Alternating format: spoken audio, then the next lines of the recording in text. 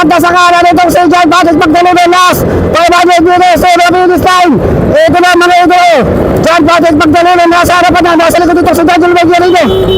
Humahabol pa rin itong si Ryan Tugawin. Mervin Gomez nakikiramdam lang dito sa likuran.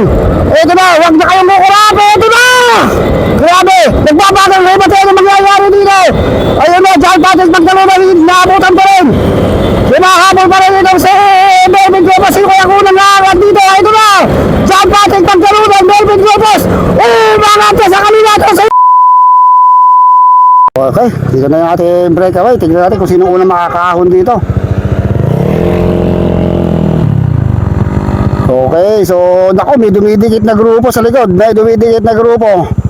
Nakikita ko GoPro Gold and Victoria Sports. So dumadami itong grupo ng mga Victoria dito sa ating peloton. Pero ayan lang yung ating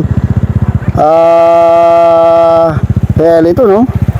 So ito na yung ating peloton. So 3 laps to, mahaba-haba pa naman. So dito pa rin yung mga big guns ng GoPro Gold, 7-Eleven, Victoria Sports and Excellent. Uy, ahon lodi ha. Dumami itong ating breakaway ha. Sus, napakarami. Dito na si Mervin Corpus.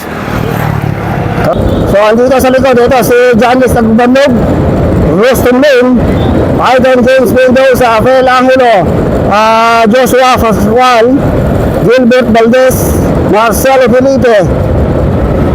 So yun, nagbabanatan sa harapan, no?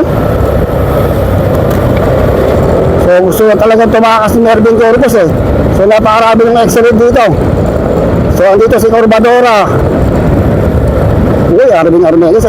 Umangat sa kaliwa mo, tumon. Diyos ko po, hindi. Talaga umangat na rin sa kanan to si Joshua Pascual. Talagang andito lang sa likod si Aiden James Mendoza. Umangat na rin tong si Gilbert Valdez ha. Naiwan dito si Armeles. Angat! Umangat na rin sa kaliwa itong si Agbanog. Sabi, meron tayo rider sa harapan na tumatakas. Maraming excellent dun ha. Pero andun si Rosto Blaine. Umangat na sa gitna itong si Arvin Armeles. Ito lang si Mervin Corpus oh. Nakabantay si Corbadora. Tsaka itong si Anderson Lebres. Naiwan dito si Mervin Corpus at saka itong si Aiden James. Ito mga hari ng sprinter eh. Yun, nakikipagsabayan itong si Edson Corbadora. Diin na din, sagad na sagad ito si Mervin Corpus. Mukha didikitin nyo na. Mahabulin nila yung ating mga breakaway. Grabe. Grabe ang diinan itong si Mervin Corpus. Nakatutok sa kanya itong si Anderson and Aiden James Mendoza. Sige, dire-diretso. Walang puknat. Ito si Nebres and James Paul. So naiwan sa katawan itong si Corbadora. Si Nebres pala. Dire-diretso si Nebres. Ayun na. Dire-diretso, dilampasan lahat itong mga grupo dito. So didikit sa din sa ating mga breakaway. Lang tabi mo kayo ng mga mga sa kaliwa ko sa Besino na agad di Marcelo Felipe. Ryan Tugawin. So nasa harapan na pala si Mervin Corpus ha. So naiwan dito si Bora, Ismael Grospe, Armendez, Mendoza, tsaka itong si Agbanog. Tayo sa harap. Grabe tayo mga breakaway dito. 2, 4, 6 riders. Anin na riders ito breakaway natin. Dalawang Victoria Sports, isang GoPro Gold, isang 7-Eleven at dalawang Excellent Noodles.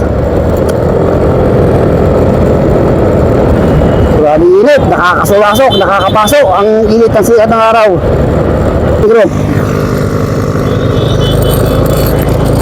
apat itong ating second group. Arvin Armendez, Joseph Bora, Ismael Grospe, and si Agbanlog. So nawala si Icon ha, si Aiden dito, si Aiden James Mendoza. So dumidikit pa si JP Olarte and si Edson Corbadora. So malayo na yung grupo nila Mervin Corpus ha. Grabe ang init dito, insayado ka talaga dito. So lumalabang na sila Mervin ng mga 120 o 150 meters dito sa mga grupong ito na humahabol. So ito yung ating pinaka-second group. Ito mo lang yung mga naiwan. Grabe init, patibayan to. Ito yung ensayo mo din talaga to eh. So ano yung breakaway natin? So may nakakanya-kanya na silang team doon. Ito Joshua Pascual at si Joseph Pora na kikismisa na lang dito sa likod. So Arvin Hernandez, Daniel Dos Corpus, Jared Julian, Jai Carl, Gilbert Valdez.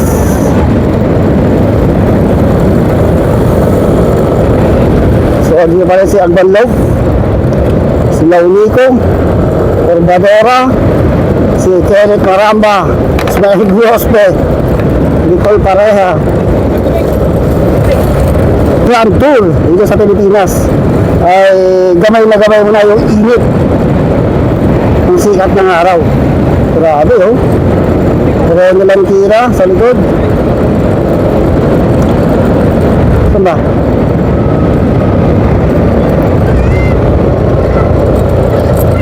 Pero ba ba? Ayun lang. Saan ba?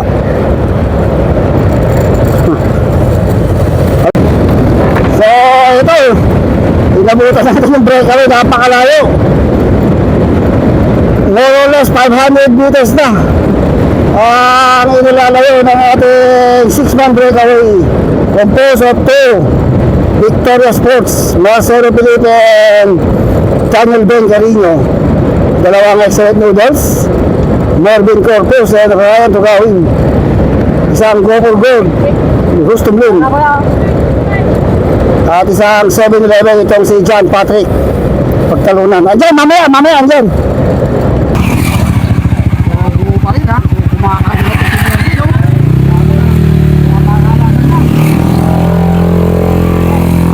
Pili nila ang makipagbabadan sa sikat ng araw. So yan, Ryan Tugawin, Rustum Lin, John Patrick Pagtalunan, Daniel Ben Carino, Marcelo Felipe, itong si Melvin Corpus. Grabe.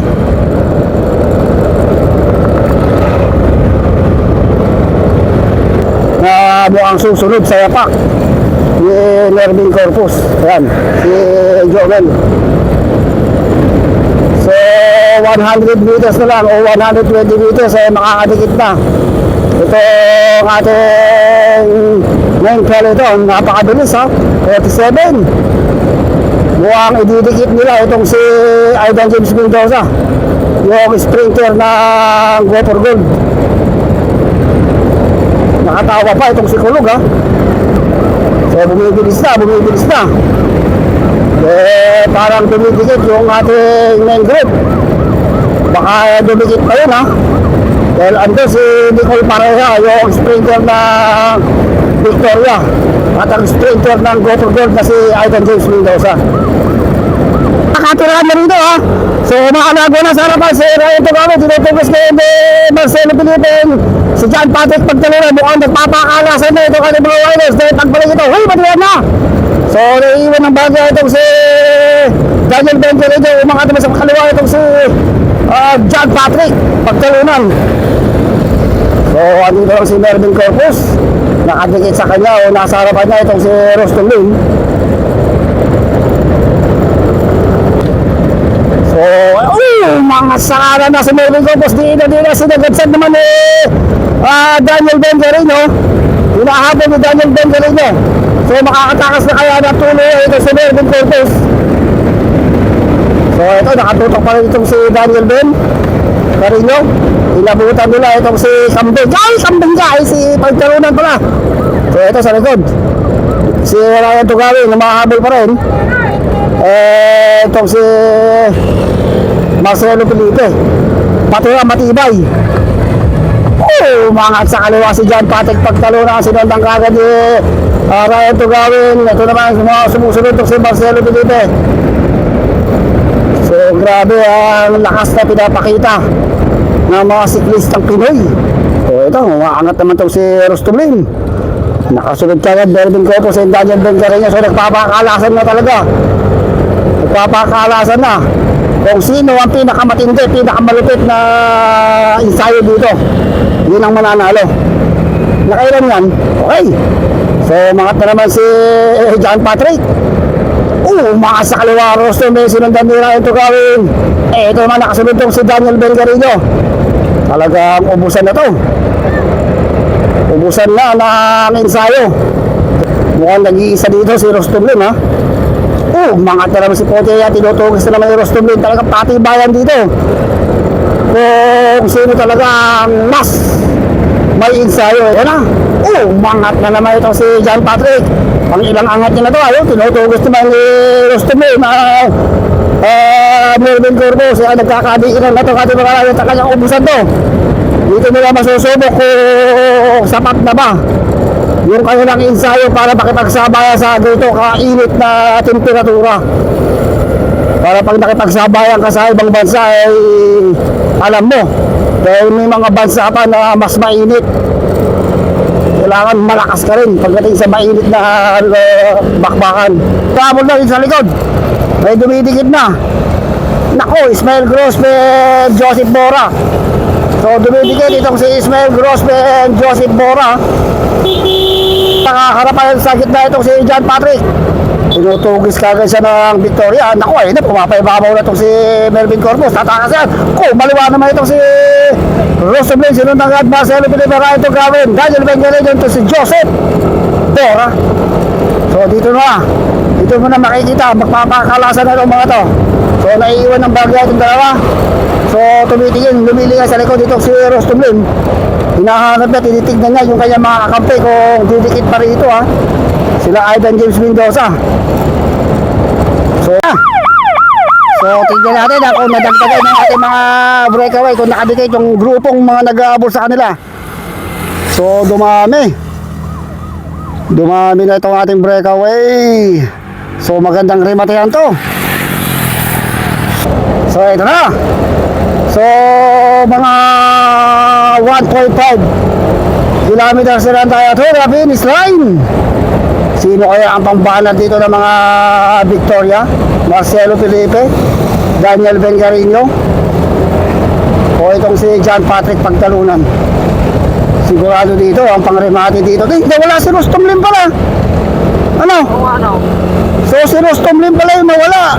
Wala na plan. Yun lang, ang masaklap. Nawala si Rostomlin. So, ayun na, bumabarat na Daniel Belgarino. Sinusundan kagad itong si Melvin Corpus. Kakawala na kaya ito si Daniel Belgarino. Sino kaya titira dito? Ayun, nakakabuhin pa kaya nila John Patrick Pagtalunan. Nandito na sa medikuran. Huwag na kayong kukurap. Huwag na kayong bibigit. Huwag na kayong mga sigurado. Nagbabaga. Nag-green-love. Nag-aapoy. Meron matayan ang mangyayari dito. 45 degrees Celsius ang ating temperatura. Pero grabe ang lakas at hindi na pinapakita ang lakas ng mga siklistang to. Ayun, sa may bandang kaya nung makakatama itong si John Patrick Pagtalunan. Medyo paubos na itong si Joseph Bora. Wala, last 1.1 o 1 kilometer na na finish line. Makikipagsabayan pa kaya itong si Joseph Bora? Aalagwa kaya o sabayang rematihan ang mangyayari dito? Aangat na itong si Daniel Belgarino. Last 1 kilometer na finish line.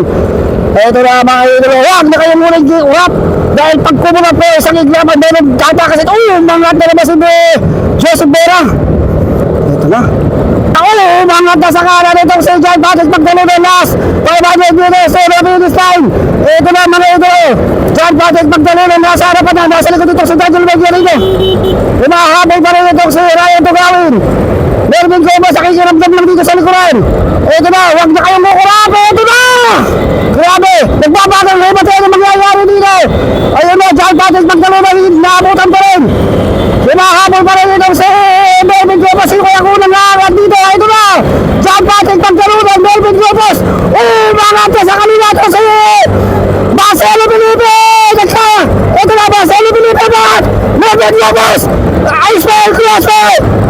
Ismael Grospe. Melvin Corpus. Kaya tumawag. Melvin Corpus. Umahabol pa rin sa Marcelo Felipe. Melvin Corpus. Ismael Grospe. Melvin Corpus. Kaya tumawag. Biyag-biyag ako, mga sa sama-sama. Biyag-biyag ako!